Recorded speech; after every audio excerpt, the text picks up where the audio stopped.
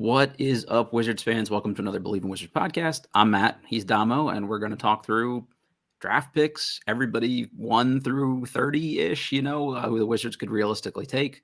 We're going to focus more so on the guys that are actually playing in the NCAA tournament. So if you're here for Nikola Topic talk, probably not going to get a ton of that today. Just with the tournament coming up, kind of a good way to preview guys the Wizards fans should pay attention to. But first of all, Domo, how you doing? Doing all right, man. Doing all right. Just kind of winding my day down from the work day. But yeah, just chilling, man. I'm stealing him right after work here, so I appreciate you making time to do this. I'm getting ready to head out to the tournament later in the week here, so wanted to fit this in beforehand so people have something to listen to before they watch a little bit. Well, hopefully we can get people comfortable here. If you are not already subscribed to the Wizards of Gallery Place podcast that Domo and Brendan do, it's terrific. You guys should do that. You should have been doing that a long time ago, so go rectify that right now. And as always, we're brought to you by Stateside Vodka and their Surfside hard iced teas, hard lemonades, hard everythings. I say this every week, but the more Wizards games we watch with Bilal out, I'm going to need more of them to drink. And we're brought to you by BetOnline. It's your number one source for all your betting needs. Get the latest odds, lines, and matchup reports for baseball, boxing, golf, UFC, tennis, NCAA tournament, all that good stuff. It's the fastest and easiest way to place all your wagers, including live betting in your favorite casino and card games. Head to the website and use our promo code BELIEVE, BLEAV, for 50% off welcome bonus on your first deposit. Bet online, where the game starts. All right, so Damo, if the season ended right now, the Wizards would have the top odds at the number one pick. So I don't know. We're never that lucky, it feels like. So I feel like we'll be somewhere in the top 3. So just maybe of the guys that are actually going to be in the NCAA tournament here, are there any of them you would actually feel good about taking, using a top 3 pick on, essentially? Yeah, this draft is so tough because it's one of the ones where there's no obvious or consensus top 3 or top 2 guy that you look at and you say, okay, yeah, I could definitely see him being a 20-point per game cornerstone player. Yep. So it's kind of just you're kind of parsing through and just kind of taking the best guy you think has a chance to develop into that. Mm-hmm. Initially, when I first looked at the guys, I had Cody Williams 1, and I think I'm gonna stay there. Okay, I like that. Because when I watch him, I just see the least amount of holes in his game, but he doesn't have any particular great skill. Sure, but he doesn't have any huge hole either. So I think I would feel in a draft like this, I would feel most comfortable with him going to us at 1 if that was the pick we landed on. The pedigree doesn't help. Obviously, you're high on Jaylon Williams, his older brother, who Jaylon was kind of a late bloomer, but Cody's been a guy that, McDonald's All-American, he was a kind of top 10 guy going into the year here a little bit, and kind of had the ups and downs. He's been injured a little bit and struggled through times. I think Colorado's kind of underachieved for the year, so maybe that's hurt his profile a little bit. But if they made a little noise in the tournament and he has a good couple games, this is a guy that you might see kind of, jump back up the boards here. And it's not like he's really far. He's 7 on the rookie scale consensus mock draft right now. So he's still somewhere in that sort of first tier guys, I would say. Right. So anyone not familiar with Cody, he'll be 19.5 on draft night. He's about 6'7" as a wing.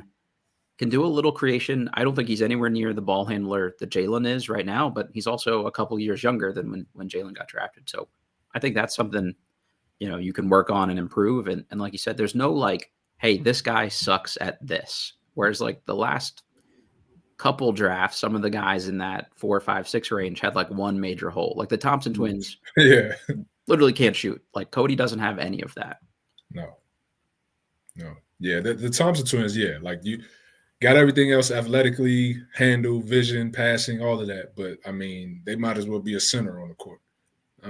I just think Cody, man, his shot mechanics look good. He looks like he can do it off the bounce, off the catch. He wears a lot of hats for Colorado. I think that's why you see some of the up and down play with the injuries, because they ask him to do a bunch of different things depending on the opponent. Mm-hmm. And I think that speaks to his skill level. And he's going to get, he's going to get the NBA tutelage with his older brother already being in the league. And by the time he gets in, Jaylon will be going into year 3. So, I think that gives him probably an advantage over some of these other prospects coming in. And Jalen's also like hulked out in the last 2 years, I feel like too. Yes.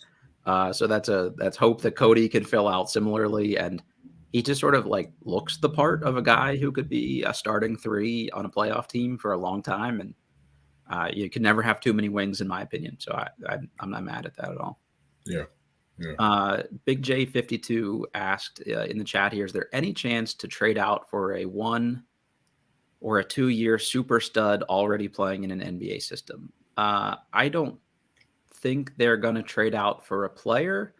I have heard a little rumbling that they're going to like fully kick the tires on trading that first pick to get out of this year's top 5 if, they can't get someone that they're absolutely enamored with. So whether that's realistic or not, that's sort of something I've heard informally and anecdotally from people. So we'll see. I think the team's coverage of the draft will tell us just exactly how much interest they have in some of these things. So that'll be kind of, something to pay attention to, I think, here. But I can't see them trading for like somebody that went, top 10 last year or something with a top 5 pick. Like if they can get their guy, they'll get him, or they're going to try to get, another pick in next year's draft would be my guess.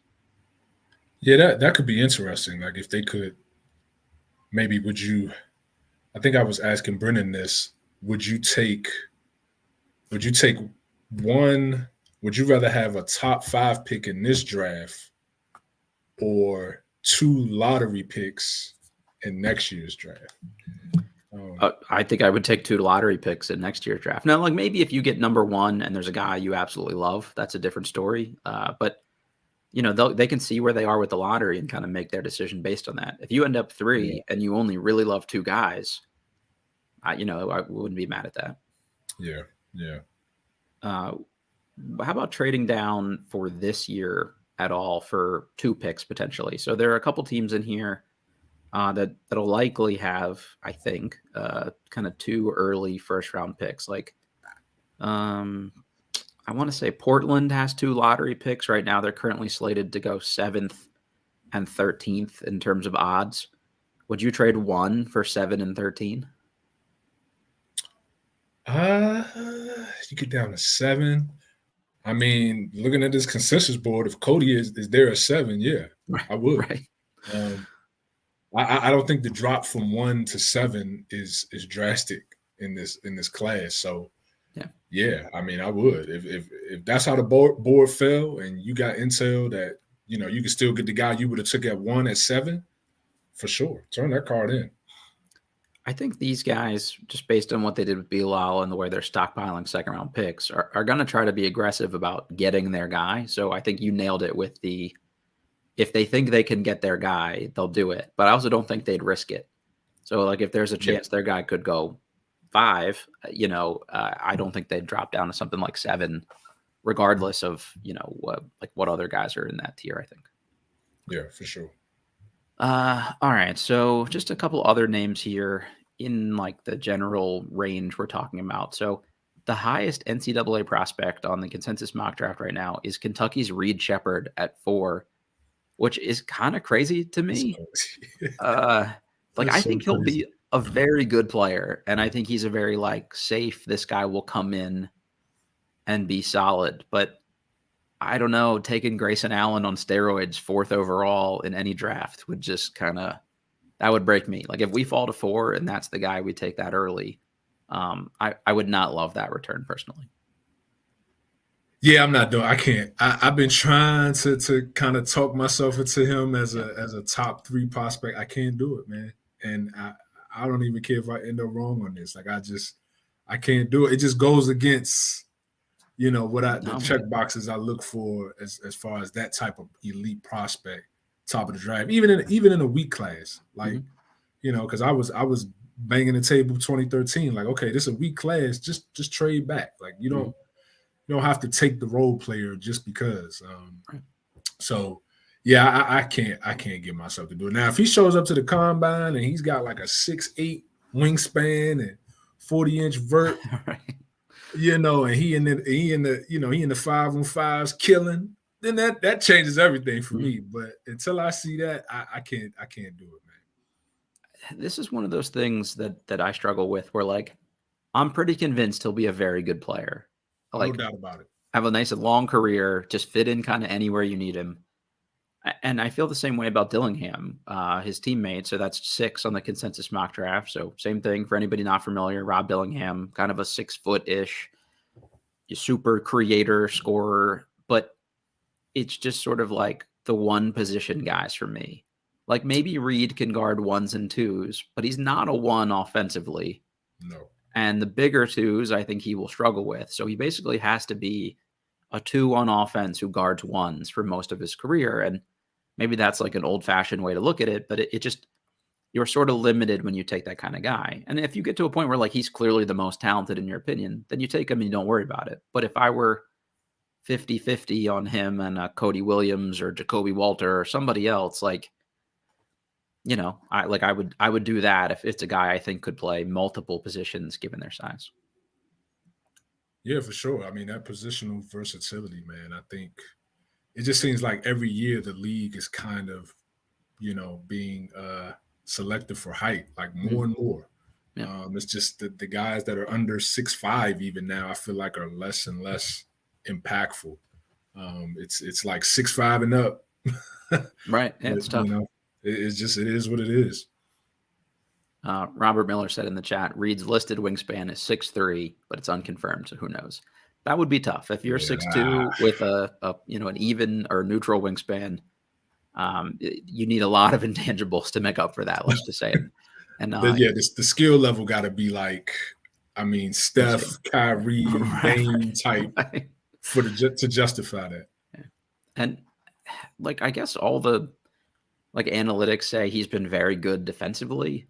I've definitely watched certain games though where teams are trying to pick on him and trying to go at him, and I don't think that's totally his fault because sometimes he's playing out there with other undersized guards or sometimes even 3 other guards. So I think Dillingham, Dillingham is objectively a very bad defender in my opinion. Yes.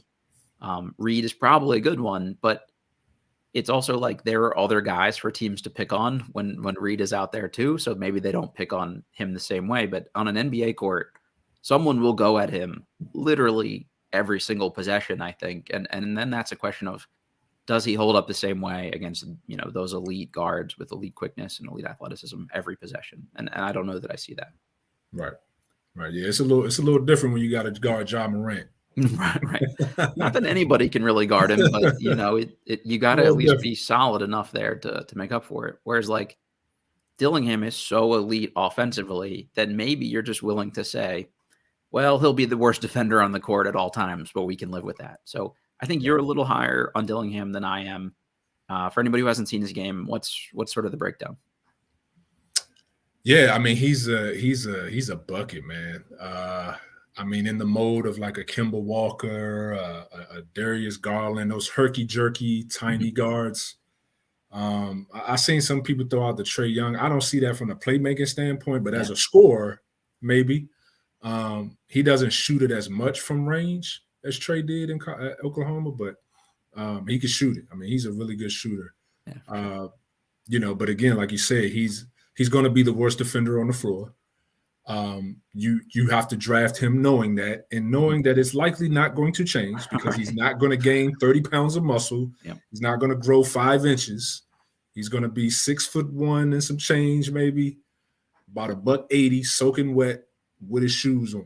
So that's what you got. It takes you better have a defender next to him. Yep. Yeah, 4 of them next to him, right? Like it's the old Allen Iverson like Sixers setup where you just got 4 dudes that'll lock down around him. Yeah. So you mentioned the playmaking there. Do you think there's enough playmaking for him to be like a primary on-ball kind of guy? Like this is the Jordan Poole conversation, and there's a lot of Poole Dillingham comps in the chat, but like when Poole is creating for others enough, like, okay, it's easier to let him be kind of the guy with the ball in his hands. But do you see Dillingham being able to do that enough to justify like kind of giving him the keys for stuff? Yeah, so coming out of high school, no, I didn't. But seeing how he's kind of progressed at Kentucky, and then I watched a recent interview with Calipari, and he kind of talked about how he coaches Dillingham different. Like he doesn't let Dillingham kind of make those mistakes and just stay in the game. Like he'll pull him out the game. Yeah, for sure. Because he wants him to kind of play a more controlled game. Because I think he believes that's going to help him on the next level. Because obviously he's not going to be able to play the 2 guard on the next level. He's going to be a point guard. He's going to have to play that position. And you look at his assist to turnover ratio, his playmaking splits. Like I think he can do it, man. Because he's such a threat scoring the ball, his jump shot, and he's so quick with the ball, getting to his spots. Mm-hmm. I think that's going to create easier passing lanes for him. And he just got to make the right read. So, yeah, I think he can do it, especially in the league now with the spacing. It's no real hand checking, a lot of pick and roll. I definitely think he can do it for sure. And I trust the Kentucky guard pedigree. I mean, Tyrese Maxey wasn't a point guard. It's true. But you see him now, he's an all-star playing that position. So I resisted this for so long of like the Kentucky guard thing. And I would always throw out like, well, the Harrison twins didn't work out or Tyler Ulis didn't work out. And now there are so many of them, like I have to shut up because it's just when you're a factory and you produce that many, like, okay, the couple guys we can like explain away is one thing. So I guess if you're the Wizards and you're on the clock, let's say at number 4 and both Reed Sheppard and Rob Dillingham are available, which one would you be more likely to take of the 2 if you were the Wizards? It's going to be a quick card turn-in for Dillingham for me. Okay. Because I just think he's the closest to what I see in the NBA as a shot creator, a shot maker. And you know, those are the guys that get the max contracts. Those I mean, whether it's the right or wrong thing, that's just the way it is. I mean, it's the Trey Youngs, the Darius Garlands, like I said before that, Kimba, the Kyries, if you want to go there with that type of skill set. Like those are the guys that get paid, man. You got to be able to put the ball in the hoop, and you know, so that's where I would lean. We'll maybe get to this guy a little bit later on here, but just maybe we'll just stay on the Kentucky guards here for a second. I think, you know, those guys have played their way into lottery picks for sure. I kind of still like DJ Wagner. Like, he hasn't been great, but I actually think he's been the best defensively of the 3. And he's had to be a little more off ball than maybe I think he's suited to do. I think he's also the youngest of the 3. So has a little more room to grow. He's probably only like 6'2.5", but yeah, he's 36 on this consensus mock draft. Yeah. I think some team is gonna at like 24 just say like, hey, we're taking a shot on DJ Wagner and the pedigree there that he'll just come in and turn into something. And I think I'd be more interested in that almost at 24 or wherever the Wizards pick, you know, later in the first round than I would either of these other guys at 3 or something like that. Yeah, for sure. I mean, he was the number 1 in his class, if I'm not mistaken, right? And now everybody said it was like the worst high school class in the history of high school classes. So take that with a grain of salt, I guess. But. Right. I mean, I remember watching him and I was just like, he doesn't look like a typical like number 1 in the class type player. Mm-hmm. You know, usually I'm used to seeing like a monster looking, you know, guy exactly. dunking everything. Ace Bailey or something. Yeah, like he was nice, obviously, but he didn't look like, you know, he didn't look like a Cade Cunningham or you know, Cooper Flagg type player. But yeah, I think there's definitely some upside there. I just don't know what his position is right now on the next level because, you know, he's slight of build and he's not really a point and he's not really a 2 either because he's so tiny. So he's going to have to figure out kind of where he fits on the next level to stick around. That makes sense. All right. So other guys that could go in this general range. So this person 13 on consensus mock draft, but I think you and I are both a little higher on him than this at the very least. And that's UConn's Steph Castle. He'll be just, you know, like 19.5-ish on draft night, a 6'5" sort of playmaking wing. I see him listed as a wing some places. And I think this is very much a guy that will like exclusively be an on-ball creator in the NBA. Maybe not right away, but I don't think this is like a Dyson Daniels situation where he has to be more of an off-ball secondary kind of guy. Like I think the vision for him is and he's not skilled enough to be this comp yet, but like an SGA is the blueprint a team is going to draft him at, like a guy that will be a big point guard for them.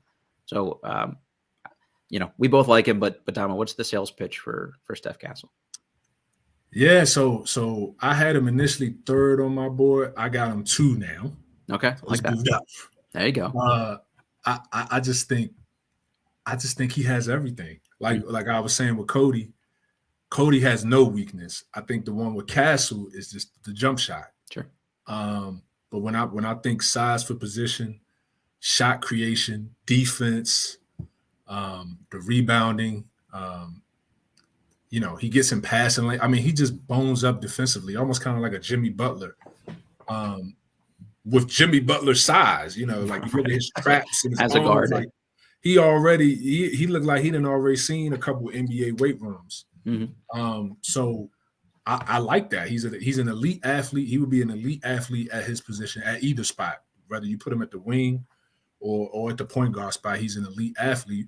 The only question mark is the jump shot, and I think that's just going to take some reps. I think that's probably the easiest skill you can probably teach for a guy like him. So yeah, I'm all over Steph Castle. I would run to the podium for him.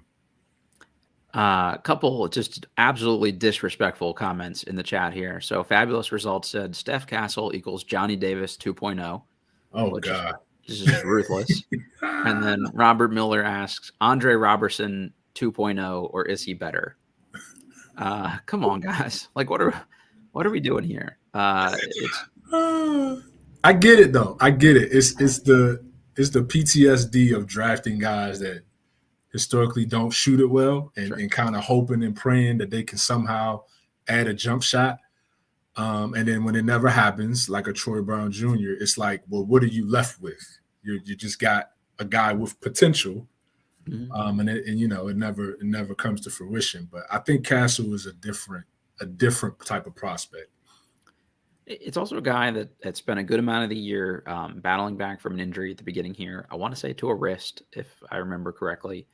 That could be wrong because I'm kind of all these guys run together in terms of their injuries and stuff. But this is a team that just didn't need him to be a takeover primary initiator. When you have Tristan Newton, that's an elite Big East guard, nobody's going to ask him to be the on-ball guy most of the time here. And then you're playing him next to Cam Spencer, who needs the ball a lot. And I mean, they're running their offense like through post-up bigs. It's just they were never going to maximize the sort of other things he does super well for them. So he's just kind of leaned into being like, cool, I'm the defensive guy, ball mover, transition weapon.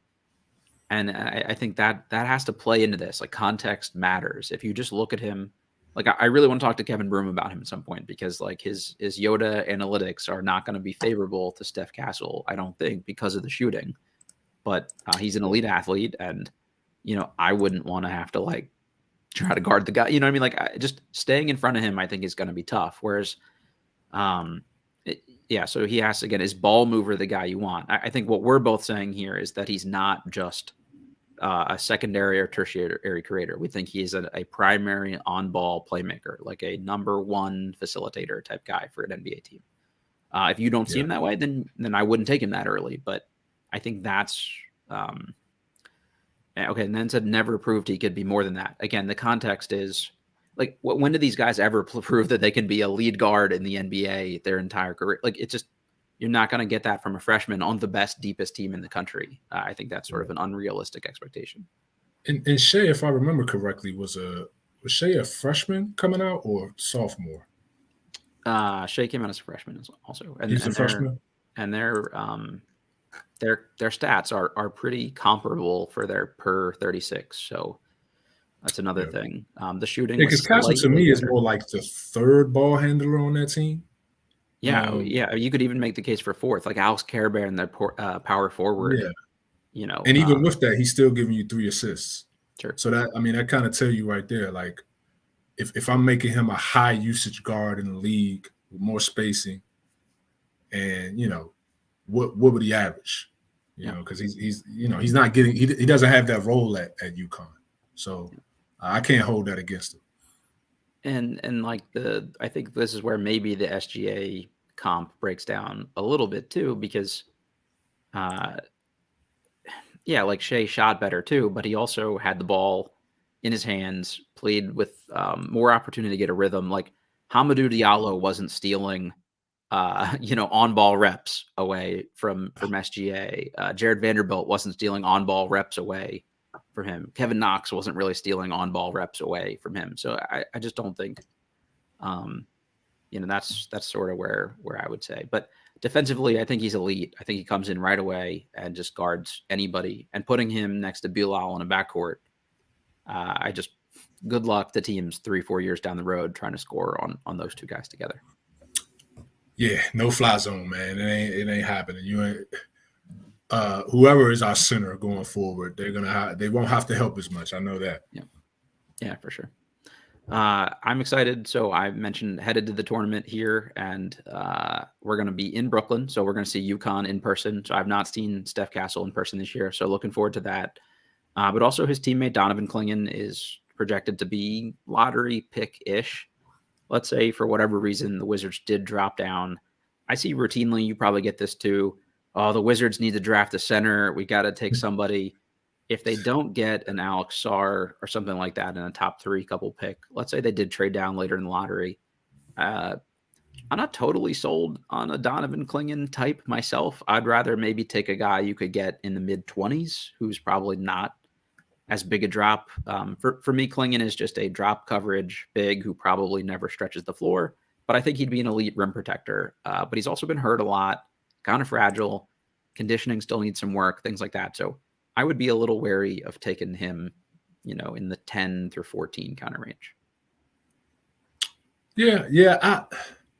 I think he's going to go in that range just because I think he does it. I don't think he's going to get past OKC. Yeah, makes sense.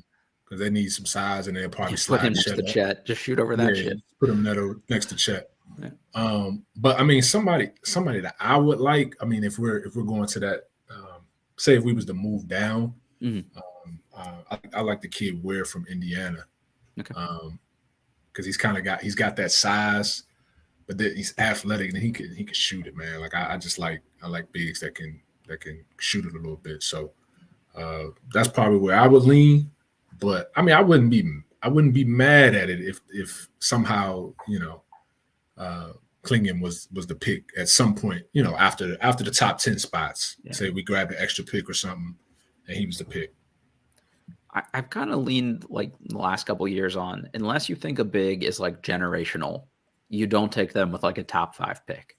But if you have a pick later on in the draft and you just need like a serviceable, fill in the blank kind of here center. Like I think that makes a little bit more sense to me. Kel'el Ware out of Indiana is an interesting one because this was a dude that I watched him play a good amount in high school because I loved Nick Smith and they played together. And that was also just kind of hilarious because Ware didn't really have to do a whole lot and also just seemed okay to coast. And he'd be guarded by like a 6'5", like chubby white dude. And then all of a sudden he'd like do this crazy shit, like break him down on the perimeter, drive by and like dunk people's souls out of their body. And you'd be like, whoa, okay, that guy could do that every possession if he wanted to. Right. So he's had moments this year. It's just like the lack of consistency that makes me a little nervous about him. And it never makes no sense said in the chat. Ware has so many character red flags. Can't imagine they go after him. I don't know about character red flags. I don't know that maybe there are, but the inconsistent motor thing would be a thing I worry about a little bit. You hear a lot of times with the big guys, like, do they love basketball or are they just tall? Ware's like one of those guys. Like I kind of get those vibes from a little bit. So kind of like a Christian Wood. Yeah, I mean, like I think he'll still be probably better and more consistent than that, but like maybe a guy that always kind of teases you and never like fully lives up to the potential his skill set, would indicate. Yeah. I'm just looking at him strictly from a skill set standpoint. Tools, you can't do much better than that. Yeah, like I'm like, okay, 7 feet, 220, can stretch, can rebound, block shots. Like, seem like a prospect to me. But yeah, that the intangible piece, that's definitely important. So hopefully he gets a vet, man, and gets on the right team, and he can have a long career. So he's projected about 20 right now on this consensus mock. And again, if the draft was tomorrow, the Wizards would be their second first-round pick would be 24. I think if he's on the board for you at 24, hey, you roll the dice with that and you just take a shot at it. And if it doesn't work out, like Absolutely. it's the 24th pick. And, Yeah. Worst case, you just need him to be like Daniel Gafford level. And then you've sort of won that trade at the very least. So Yeah. I wouldn't be mad at that at all. Yeah. For sure. All right. So just the next couple names here in the lottery of guys playing in the NCAA tournament. One of them is not. I was going to say Isaiah Collier, but he's a college guy, so maybe let's talk about him anyway. So they've got Jacoby Walter 9, Isaiah Collier 10, and Dalton Knecht 11. For Walter and Knecht are kind of the same kind of dude to me. Like they maybe only guard 1-2 positions max in the NBA. Yeah. I don't think either of them will be like plus defenders. And I don't think they create it really for other guys. They're just going to come in and be solid bucket getters for you. If I were a team like Philly and I could find a way to get one of those guys, I would love that shit. If I'm the Wizards and you need them to like have more potential to grow into more, obviously one's a freshman and one, I don't know how old Knecht is. I think he's 23. Yeah, like 30. Different guys, but right. He feels like that. He's college 30. Those are just kind of two guys that, and again, unless we're in that like trade down scenario, they wouldn't really be on my board if I were the Wizards at this point. Yeah, I saw a comp for Jacoby Walter to KCP. I'm like, you know what? That's not bad. Like 6'5", wing, not really a 2, not really a 3, kind of just, shooter. Although I think KCP had a little more in his bag as a scorer coming out. I think so too. He just kind of, matured into that 3-and-D role. But like Walter looks like he's that 3-and-D like right now. Yeah, I agree. Or maybe like I don't know, maybe without the defense, maybe like a Tim Hardaway Jr. type, just come in, knock down some shots from the perimeter off the catch. But not somebody you giving the ball to and telling them to, hey, run my offense, make these guys better. Like, nah, that's not. You're gonna be disappointed. I mean, I guess they would be bodies. I mean, you can't go wrong adding a 6'5" plus shooter. It just wouldn't be. I just wouldn't be the biggest fan of a draft like that. Nah, not if that's our only pick in the top 20. Nah. Yeah, I would not be super excited about that. Fabulous Results said in the chat, don't let Dalton Knecht fall to the Heat, though. Spo will turn him into an all-star. And the Heat do pick 15. That's right around where he slotted to go. So he's a Heat type of player, though. Yeah, like they can make that work. Type of player. All right, so let's transition to their other pick here at 24. I'm just gonna like run through a list of names here and just see if there are any that really kind of stand out to you. So at 17, they've got Baylor's Eve Missy. Let's see, Jared McCain out of Duke, freshman guard. Kel'el Ware we talked about. Kansas's Kevin McCullough is slotted on here at 21. Kansas's Johnny Furphy at 23. Virginia's Ryan Dunn at 24. When we did our mock draft the other week, your guy you took for the Wizards at 24 or 25 at the time was Kyshawn George out of Miami. He's on here 25. They currently have Pitt's Bub Carrington or Carlton Carrington from Baltimore here at 26. Immediately after losing in the ACC tournament, Carrington said he's going to be back next year. Also, wouldn't be the first time we've heard a kid say immediately after losing a tournament game, he's coming back and then change his mind. See about that.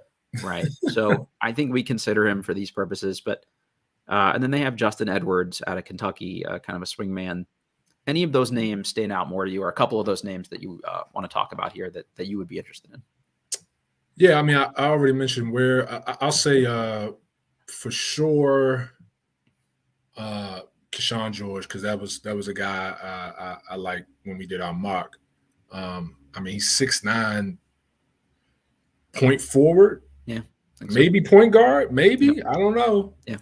And he can shoot it, man. Like he got off the dribble too. Just like come down, straight pull up right in your eye. Bah. Like at 6'9". I mean, that's not a lot of guys that can do that. And he does it very comfortably. So I think his role there in Miami is kind of he's not getting to show his whole bag over there.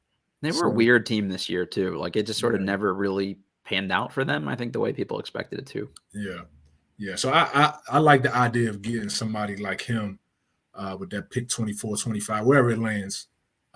Because that's a guy that can wear a lot of hats, and you already know he got a jump shot. And then I like Bub Carrington, man.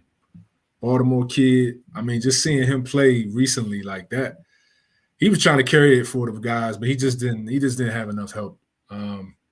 But I mean, his own ball creation ability at 6'5", and I think he would be one of the youngest kids in this draft. I think he's still high school age. He's 18, if I'm not mistaken. He would be 18.9 years old on draft night, so he would still be one of the few 18-year-olds. Yeah, and just like his on ball creation ability, that kid to me, I think he's saying now he's coming back, but I think he's going to hear back from the committee, and I think he's going to enter his name. I just think for what he does at his size, that skill set at 18 years old, I think he's probably going to end up a top 20 pick. Yeah, I think so too. And I guess that's really the question. Like, if you think you're in the 20s, the early 20s, do you go back next year in a more loaded draft? Like, obviously your stock will probably go up when you show another year, but you've also got more competition. So to me, if I could guarantee I'm going 22nd or something like that, I think I would just take it and start my NBA career and keep it moving. Yeah. All right. Any other names in that range? Okay, so this may be a guy we're not on the same page about as much, but Ryan Dunn is maybe the worst offensive player in this draft, but he's also probably the best defensive player. Defender. Yeah. To me, that's a guy I would be willing to take a shot on in this 24 kind of range for sure, because he has all the physical tools. It wouldn't be the first time that we've seen this UVA system just dreadful to watch offensively and slowest pace in the country, basically, just kind of kill a guy's offensive value. And then they get to the NBA and it's like, oh shit, he can do more things here. You even saw it with Trey Murphy. Now, Trey Murphy had a flamethrower. He just was tentative about shooting it. But I don't know. He's just transition weapon. He's a really good cutter. He's smart. I don't think this shot is broken. So could you turn him into OG and an OB in 3-4 years? That's a gamble I would take at 24, 25, something like that. Yeah, I mean, his defense is I'm sure they're probably up there with Thibault as far as the defensive advanced numbers, because it's crazy, the stuff he does defensively. But I'm looking, I didn't realize. Okay, so he's kind of an older sophomore because he's 21, right? Exactly. So he's really the age of a junior. A lot of these guys are going to be 20, even the freshmen. I think everyone just seems older now at this point, too. Yeah. So, yeah, I mean, I would just, it's one of them, if they can get his shot right, by all means. But, man, I would just hate, we draft a 21-year-old and then we look up, he's 25 at the back end of that rookie deal and he still can't shoot. It's we need two-way players. But I don't know. I mean, he could definitely defend, man. Now, that dude could guard his ass off. You would have to get him Denny's shooting coach tomorrow and start that process immediately and just hope that you can have some similar progress in a short amount of time. Yeah. All right. So in the chat, Andrew C. Said, can we just draft Justin Edwards, then hire some coaches who can develop him into Anthony? I'm assuming that's Anthony Edwards, maybe. No. But I think you've suggested Justin Edwards as a guy that, hey, if he's available kind of late first, the upside is there. And this is a guy that had the high school pedigree. So I don't know. He's still kind of feeling the Edwards move here. Yeah, 5-star prospect in high school, All-American. So, I mean, I just when his game to me, I don't know. He just doesn't look as dominant as I remember watching him in high school. It's kind of like what we were talking about with Griffin. AJ Griffin. Yeah. AJ Griffin. Yeah, I don't know if he had an injury or what, but he just doesn't look like the same explosive athlete. Maybe it's just going up a level in competition. He still got the shot. He was known as a shooter, but I thought he was going to be more athletic. Same. There at Kentucky, and I don't really see that. He just seems more of a spot-up guy to me. But I mean, I wouldn't mind it. He's also 20, will be at 20 and a half years old on draft night as a freshman. So he's an old freshman, so basically. He's sophomore age, yeah.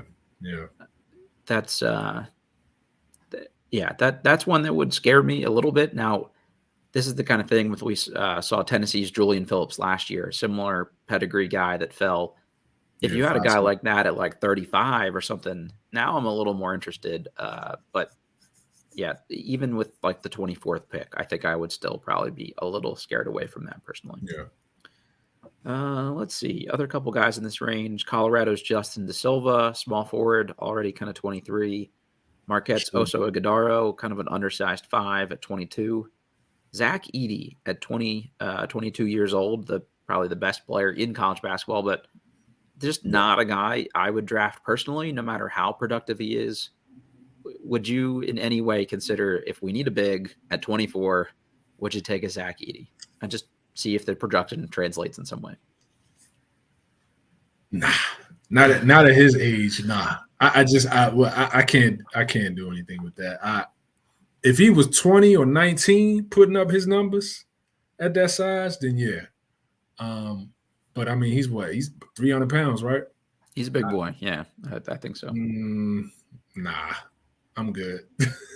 He's in weirdly good shape. They all talk about how he's the best conditioned guy on the Purdue team, and he's worked hard to do that. He's got pretty good touch. I wouldn't be shocked, if he shot like decently well at some point. But to me, he's like a third center for you. So would you draft a third center, this early in the draft? Like I would swing a little higher personally. No, I'm not. Yeah. Like if you were going to take a big in this range, Dayton's DaRon Holmes is slotted at 32 here. I would take Holmes 10 out of 10 times before I would take Edey.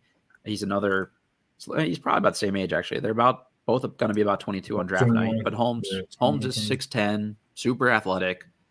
He's really good defensively. And I'll buy his stretch potential at some point long term here too. Yeah, he can move his feet. I just can't. I can't do 7 feet, 300 pounds, 22 years old. Nah. Every time he get out there on the switch, it's gonna be expose him. We're gonna try to expose him. Does the instant impact of like a Walker Kessler or someone like that, who's just a big drop coverage guy who can protect the rim but can't switch at all, does that give you any more confidence in a guy like Edey being able to come in and at least play some amount right away? Nah, because I don't see the defensive instincts like that. Like Kessler Walker, I mean, his shot blocking, his per 36 shot blocking was like 5 a game. People weirdly still went at him though. Like nobody really goes at Edey. Like they've learned that lesson enough in the Big Ten, I think. But yeah, because he's still more like with Edey. I feel like he's more of a post score rebounder than he is a defensive anchor. And so, I think he's going to get picked on a lot, on the next level. Yep. Yeah, it's just hard for me to take a big that isn't at least a shot blocker, immediate rim protector. I think Edey will be fine as a rim protector, but I don't think he's like an active shot blocker because he's not going to be as explosive, but or at least a floor spacer. And I just don't see a world where he does either at an elite enough level to make up for the fact that he's like exclusively a drop big. Yeah. All right. Anyone else we haven't talked about here in that sort of late first round range that you like? Let's see. Let me look here. You kind of touched on DJ. How about like a Terrence Shannon Jr.? That shot, age, he's about to be 24. I think I'll pass for this team. Yeah. That's what it kind of gets a little thin once you start getting into like the after 35. It gets a little thin. Maybe Trey Alexander. I like his versatility as a guard. That's the next KCP kind of guy to me because like he's a little maybe more dynamic offensively, but not really a point guard, not really big enough to guard threes necessarily. So he's kind of like a 3-and-D guard, basically. So I like him. I think he's a guy that if he's like starting in the playoffs in 2 years on the Denver Nuggets, we're all going to be like, how did this guy fall to 30? Right. But the ceiling is kind of interesting, I think. Yeah. I'm trying to see who else. I mean, yeah, it gets a little thin after that. It gets a little thin, man. So I'll give you 2 names here that are guys that I like, that are kind of falling later than I would have thought, to be honest with you. And the first one here is Jaylon Tyson, Cal's guard. He started at Texas and then went to Texas Tech and has been a Cal this year. Is going to be 21 on draft night. He's been kind of a 3-and-D wing for Texas Tech, and now is basically like an on-ball heliocentric super creator for Cal's offense. So like he does everything. The percentages probably aren't as good, based on how good a shooter I actually think is. It's kind of a wonky shot, but he like makes them when he takes a good look. He's also the guy that gets stuck with sort of the grenades for their team too, which I think hurts the percentages a little bit, but like a big 6'7" initiator, the same kind of vibe. Like this is a dude that ends up in the Miami Heat and he's starting in 2 years and we're doing the like, how did this kind of thing happen? I think. So I don't know if you've seen Tyson at all yet, but he's a guy I would give a watch. Okay, yeah, I'm gonna have to add him to my list, man. Let's see. Any others? I'm not even seeing this guy. Oh, he's 60th on the consensus mock, so I'm probably much higher than him than the rest of the world. I would take UC Santa Barbara's Ajay Mitchell with a late first-round pick and not even think twice about it. 6'5". They got him 60th? Yeah, that's crazy to me. I think he's so good. What? He would just like murder people in pick and roll. I think the 3-point volume, I think, is something that people have kind of given him shit for. He takes like 2 threes a game, but he makes a pretty good percentage of them. But a lot of mid-range, a lot of creative finishing, a lot of drive and kick kind of stuff for people. I think he's the dude that would just come in and be solid right away as like a third guard for a team. Yeah, he seems like one of them type Heat players that just like they pick up and you're like, who is this guy? That just goes off for 20 on you. You just never heard of him. Who is Gabe Vincent? Oh shit! Now he's starting on a finals team. Like that. Exactly. That sort of vibe. Yeah, that's a dude that I watch every time, and I'm like, how is this guy not higher on lists here? So, all right, let's maybe just spend a couple minutes on just other I'd take a flyer on kind of guys. The Phoenix Suns pick is owed to the Wizards in the second round, so right now it's projected to be the 48th pick. So just some guys in that range on here. Tyrese Proctor from Duke, Aaron Bradshaw, center from Kentucky, Tyler Kolek, the point guard from Marquette, Baba Miller, a forward/center for Florida State, Dylan Mitchell from Texas, those kind of names. Anyone you'd like to see them just kind of take a big swing on in that 48 to 50 kind of range. Let's see here. See, in that range, I'm trying to find a guy that has a skill that I can bank on. Like I know you can shoot, or I know you can pass, or I know you can be a defender.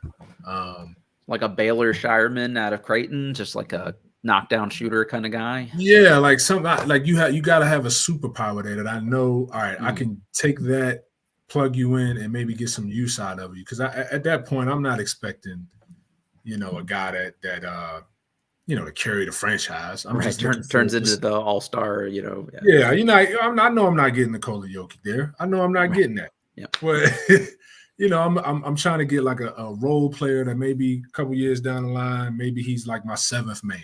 Mm-hmm. And I think the best path to that for a lot of these guys is the shooting. So okay. Yeah. Let me see. I gotta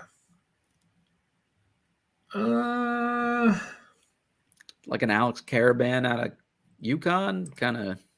I mean, honestly, I like Ajay Mitchell. Honestly, I mean, if we just talking about like just a shooter, I mean, he doesn't have the 3-point value you want, but I mean everything else. Yeah, I mean, he's an 85% free throw shooter. He'll shoot it. There's no world to me where he's not going to shoot it. Yeah.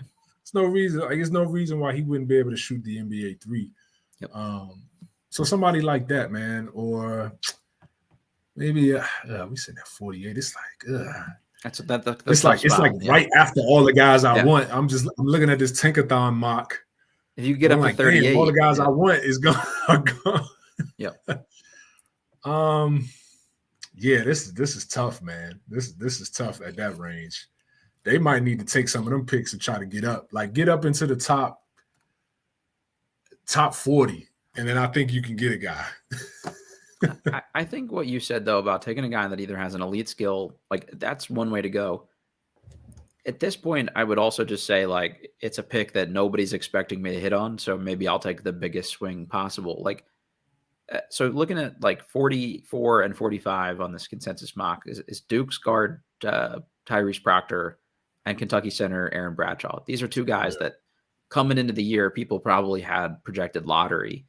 And for various reasons, Bradshaw didn't play early because of an injury and is sort of weirdly fallen out of the rotation there after a good start. Proctor, similar stuff, honestly, had some injury things. Like, these are guys that at least at some point people saw enough there to have really high on their boards. I would maybe take like a big swing at that and just say, like, it's a shit draft. If Aaron Bradshaw, former 5-star recruit, turns into something, I win. If he doesn't, who cares? Yeah. Tyrese Proctor, man. I mean, I guess his superpower would be kind of just his cerebralness, running the offense. Yeah, just floor solid. general. He's kind of like a 6'5" Tyus, right? Size. So yeah. I could see something like that. Maybe at that range you get your backup point guard for the next 6-7 years. You take that all day long. Mentioned Scheierman from Creighton. He'll be 23, almost 24 on draft night. But dude who started as a low to mid-major player, shot the shit out of it, has not had the same percentage, but he clearly still shoots in the high 30s and is a knockdown guy. We were exchanging a couple messages about this, about a video you sent me about LeBron talking to JJ Redick about taking older, proven guys that aren't really the potential players, but these guys that kind of immediately slot in and play a role. To me, Scheierman is like a guy that he's 6'4". He creates a little bit, defends okay, but he's just going to immediately shoot the shit out of it from day one. If I'm a playoff team, that's the kind of guy I'm looking at. If I were the Wizards, I would maybe want to swing a little bit bigger than an almost 24-year-old. I don't know. Would you take him off your board, or would you consider him just based on the shooting? Yeah, I mean, like I say, at that point, you're not going to get the perfect prospect. So even, his age, I kind of wince at a little bit. But if the shot is real, at 6'7", like, yeah, come on.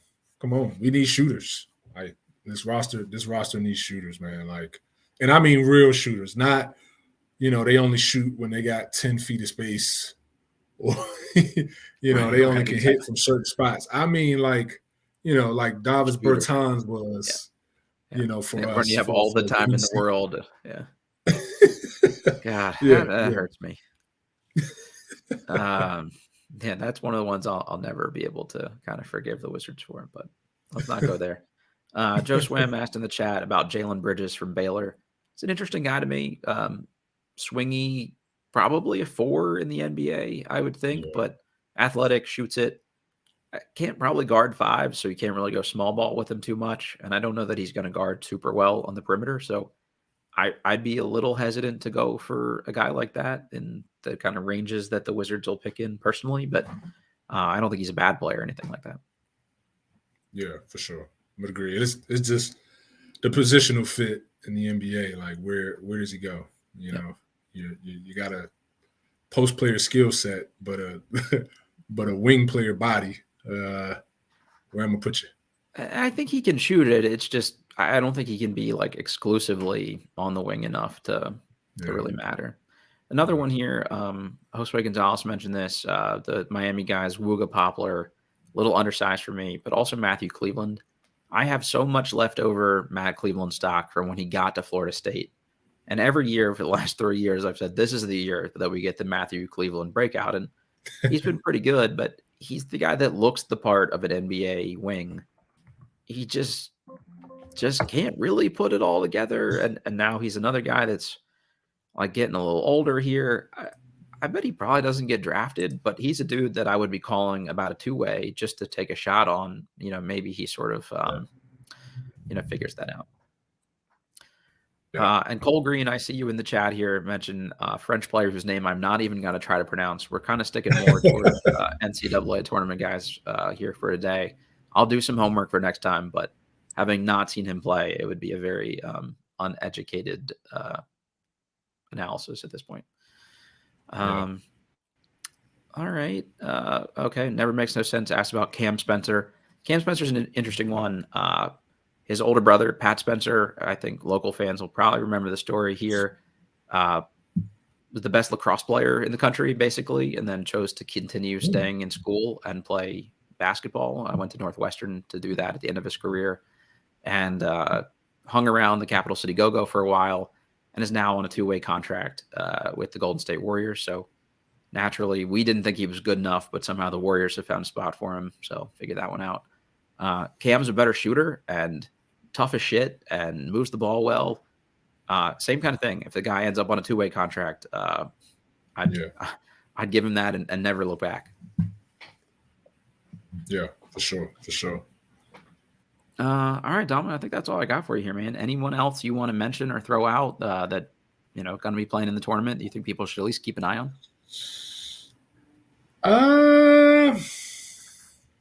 Not really. I think we didn't kind of hit on the heavy hitters, man. I mean, this tournament is just going to be like kind of a crapshoot, I would say, because there's no dominant team. There's not even really a dominant player, so it's going to be interesting. I hope we get some like legendary performances and a guy. I just love seeing a guy like kind of seize this moment and just see their stock go up by having a great March. There's like a lot of analysis that like been done over the years about guys that are kind of like meh on people's boards, and then they blow up in the tournament and people like overreach to take them. But I can also give a lot of examples of people didn't pay attention to, and then you had to because of the tournament. So I don't necessarily buy that that's a bad thing. And I'm with you. Like I want to see someone just like capture the moment, because that's the kind of guy I think you would want to try to, go out and look forward to. Yeah, somebody go after Reed Sheppard, man. I still can't. Him being the best college prospect. Four was crazy. I thought I was going to look and see him be like 8, 9, 10, something like that. But 4 is tough. Yeah. He can hoop though. I don't want to make it seem like I'm not a fan of his game. I'm a fan of his game. I think he's going to be a 10-year plus pro starter. I don't see top 3 pick though. Yeah, I'm totally with you there. Cole Green asked in the chat, UConn Cam Spencer is a different guy than Lax Cam Spencer, right? The brother that played lacrosse was Pat Spencer. So maybe Cam also played, but I think they were a lacrosse family. So it's kind of wild that they're just good as shit at both sports. Must be nice. All right, Domo, most important question I ask every show here. Where can people find your stuff? Yeah, I mean, it's all on my Twitter page, man. Domo8186. Got the link to the pod there. Wizards of Gallery Place with my man Brendan. Check us out. Awesome. All right, everybody. You know the drill. Click that little like button for us. Hit subscribe. We always appreciate that stuff too. If you want to leave a review on iTunes, we'll never say no to that either. So thanks. We're presented by betonline.ag, and we will catch you all next time.